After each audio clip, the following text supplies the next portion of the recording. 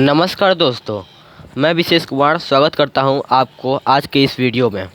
आज मैं आप लोगों को एनसीईआरटी मैथ बुक क्लास 10 का चैप्टर 5 समानांतर श्रेणी, जिसे हम लोग इंग्लिश में अरिथमेटिक प्रोग्रेशन या एपी के नाम से पुकारते हैं, इसका कुछ बेसिक नॉलेज दूंगा, इसके फार्मूले बताऊंगा और इसमें क्या क्या चीज़ होते हैं वो आपको मैं बताऊँगा। तो चलिए शुरू करते हैं आज का ये वीडियो।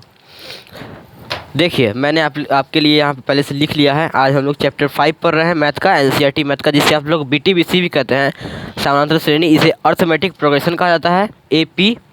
देखिए, समानांतर श्रेणी का मतलब के बारे में मैंने आपको एक एग्जाम्पल लिख दिया है। एक एग्जाम्पल है ये। इसका देखिए मतलब कोई नंबर की सीरीज, श्रेणियाँ का मतलब हो गया कोई सीरी मतलब कि सीरीज से वो काम वो नंबर है। तो देखिए, यहाँ मैंने कोई एक एग्जांपल लिया है 2, 4, 6, 8, 10 और ऐसे करते कोई एन, कोई प्राकृतिक संख्या है। एन का मतलब यहाँ पे कोई प्राकृतिक संख्या में मानेंगे, वहाँ पर ये एन है, यहाँ पे अंतिम तक जाएगा। अब देखिए एपी इसमें क्या कब हो सकता है। एपी जब इन दो नंबरों को माइनस करने के बाद, या फिर इन दोनों नंबर को माइनस करने के बाद, या फिर इन दोनों को, या फिर जितने भी ऐसे संख्या रहेंगे उनको, उनके बीच का जो अंतर रहेगा वो अगर बराबर आता है तो वह एक एपी है। जैसे कि यहाँ पे 2, 4, 6, 8 दोनों का अंतर 2 2 है, सब सारी संख्या में 2 2 का अंतर है, यानी कि ये एक एपी है। अगर कोई संख्या लेते हैं 3, 4, 8, 5, तो देखिए यहाँ पे इसका अंतर 1 है और इसका अंतर 4 है, फिर इसका अंतर 3 है, तो यह एक एपी नहीं है। और वही चीज़ अगर इसमें दो सब संख्या सारी जो अंतर था वो बराबर था, जैसे कि यहाँ पे हम 4 की जगह 6 लिखते हैं, फिर 9 लिखते हैं, फिर 12 लिखते हैं, तो सब में 3 3 का अंतर आता, तो यह एक एपी होता है ना। अब इसमें बहुत सारी चीज़ होती है, ये तो एपी नहीं है। अब जैसे कि इस एग्जांपल से हम लोग पकड़ेंगे। देखिए एपी में हमें लगभग कुछ 4 चीज़ पढ़ना होता है, 4 से 5 चीज़। देखिए पहले, अगर ये तो मैंने एक एग्जांपल लिया, इस पहले एपी का कुछ व्यापक रूप होता है। उसका फॉर्मूला था कि मतलब आपको क्वेश्चन में दिया जाता है कि कुछ नंबर दिए हुए हैं, उसमें उसको आप एपी बनाना था। एपी का फॉर्मूला होता है ए कॉमा ए प्लस डी कॉमा ए प्लस 2d कॉमा ए प्लस 3d, ऐसे करके ए एन तक ये जाता है। मैं आपको ये समझ नहीं आएगा कि ए और ये डी और ये ए एन क्या है, वो चीज़ मैं आपको ये अभी बताने वाला हूँ। देखिए, ए का मतलब जो होता है, जो हमारा प्रथम पद है, जो हमारा एपी दिया हुआ है या फिर नहीं दिया हुआ है, उसका ए आपको दे देगा, ये है प्रथम पद। जैसे कि ये एग्जांपल है, तो इसका जो 2 है, पहला प्रथम पद है ये, तो इसी को हम लोग ए बोलते हैं, यानी कि ए का मतलब होता है प्रथम पद। प्रथम पद मतलब शुरुआत का अंक। उसके बाद फिर होता है डी है, यहाँ पे है डी का मतलब सार्वंतर होता है या फिर पदांतर होता है। सार्वंतर या पदांतर, ये किसे कहते हैं? जो हम लोग ये अंतर निकाले हैं 2 2 2 या फिर 3 3 3, यही इसका सार्वंतर या पदांतर है। देखिए एग्जाम्पल 1 से मैं यहाँ पे सब चीज़ को लिख देता हूँ। जैसे कि एग्जाम्पल 1 में 2 इस प्रथम पद है, सार्वंतर भी 2 ही है, इसे सार्वंतर या पदांतर कहते हैं। ये भी हमारा 2 ही है यहाँ पे। उसके बाद हमारा आता है ए एन, जो वहाँ पे मैंने अभी लिखा है, इसके व्यापक रूप में। ये आपको समझ में ना, ये डॉट का मतलब ये बहुत दूर तक जाएगा, और ए एन कोई चीज़ है। ए एन का मतलब यहाँ पे है मुख्य रूप से कि अंतिम पद कौन सा है। ये प्रथम पद हो गया, यहाँ पे अंतिम पद कौन सा आएगा, अंतिम पद। ठीक है, यहाँ पे अंतिम पद में जैसे कि लिख देता हूँ, यहाँ पे 20 लिख देता हूँ, तो यहाँ पे 20, एग्जाम्पल 1 से 20 या 20 यहाँ पे आ जाएगा।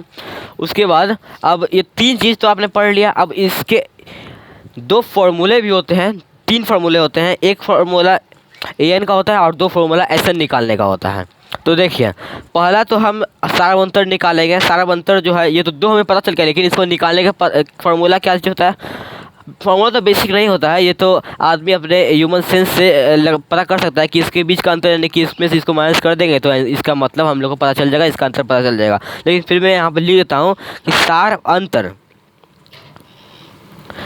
अंतर जिसे हम लोग डी बोलते हैं, उसका फार्मूला होता है दूसरा पद दूसरा पद कौन सा है, ये दूसरा पद है, माइनस पहला पद।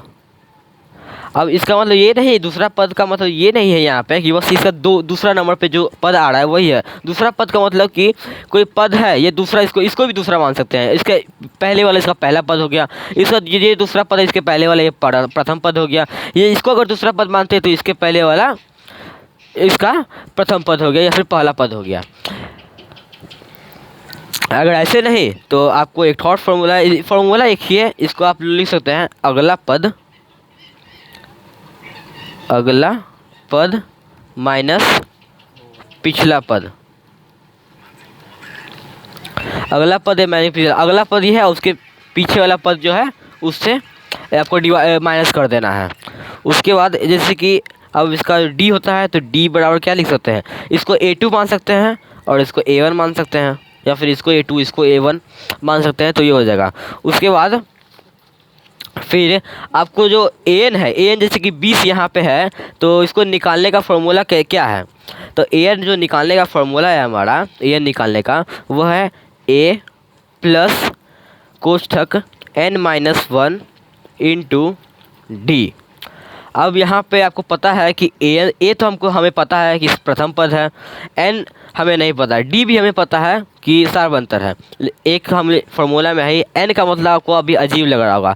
देखिए an का मतलब तो पता है अंतिम पद, a का मतलब पता है प्रथम पद, d का मतलब सार्वंतर, तो n का मतलब जो यहाँ पे होता है, यहाँ n जो है वो पदों की संख्या है, पदों की संख्या है, मतलब कितने पद पे आ रहा है। अब एक ठो फार्मूला है Sn, इस An को हम लोग Tn ही बोलते हैं, An जो है हमको Tn ही बोलते हैं, या फिर इसको बस T बोला जाता है।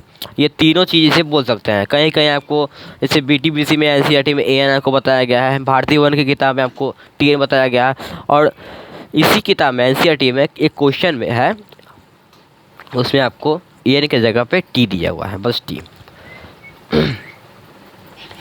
अब एक फार्मूला आता है Sn क्या होता है भाई, तो Sn का मतलब होता है पदों का योग, मतलब जितने पद हैं इसमें, मतलब 2 से लेकर 20 तक, इनका योग क्या है। हम तो ये करते नहीं रहेंगे बीच में बैठ के कि 2 + 4 6, 6 + 6 12, 12 और 8 20। तो इसके एक फार्मूला है n/2 कोष्ठक a + an।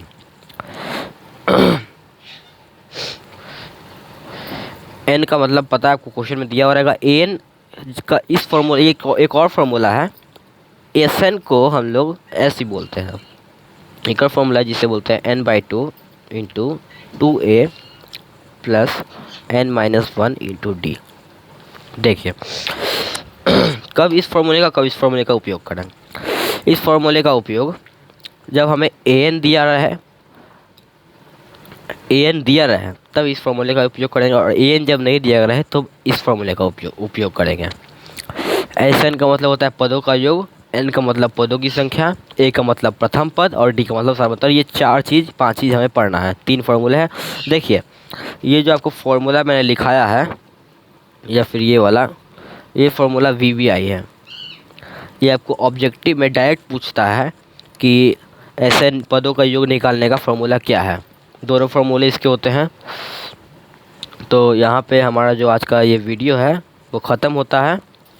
उम्मीद करता हूँ आपको आज का ये वीडियो अच्छा लगा। अगर अच्छा लगा ये वीडियो तो आप मेरे चैनल को, इस वीडियो को लाइक करें, मेरे चैनल को सब्सक्राइब करके बेल आइकन ज़रूर दबाएं, और कमेंट करें कि कैसा लगा आपको आज का इस वीडियो। और अगर आपको कोई अलग चैप्टर से अगर कोई आपको डाउट हो, किसी क्वेश्चन का डाउट हो, तो आप मुझे कमेंट करके यही बोल सकते हैं कि हाँ सर मुझे इसमें डाउट है, तो मैं आपको उसके लिए एक सेपरेट वीडियो बना के आपके लिए डाल दूँगा। तो उम्मीद करता हूँ आज का ये वीडियो आपको अच्छा लगा। मिलते हैं अब अगले वीडियो में। धन्यवाद।